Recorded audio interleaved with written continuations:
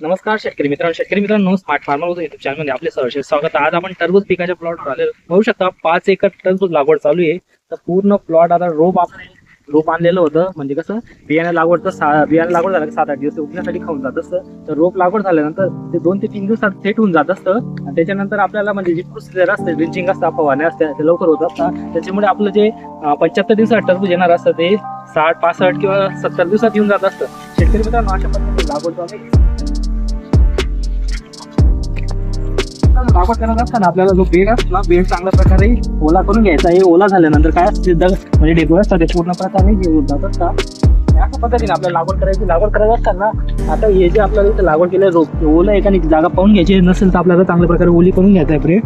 आणि बेड ओला झाल्यानंतर काय असतं हे रोप इथं लावलेलं असतं. तर आता आज लावलं त्याच्यानंतर 2 दिवसानंतर काय करायचं आपल्याला, ही जी आपली माती असते ही 7 ते 11च्या दरम्यानमध्ये थंड असते. तर ती माती घ्यायची इथं चांगल्या प्रकारे आपल्याला लावून द्यायची, म्हणजे ही जागा भरून घ्यायची. त्याच्यानंतर आपल्याला जे ड्रिंचिंग बी करायची आहे.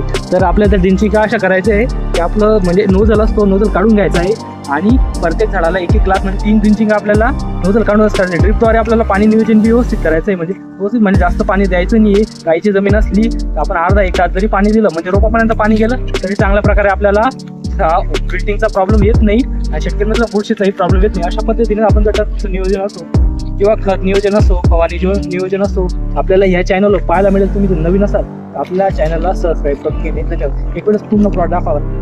अशा पद्धतीने 5 एकरचा प्लॉट आहे. टरबूज लागवड चालू आहे. शेतकरी मित्रांनो टरबूजचं पूर्ण नियोजन आपल्याला या चॅनलवर पाहायला मिळेल. तुम्ही नवीन असाल तर या चॅनलला सबस्क्राईब करून घेणे. धन्यवाद.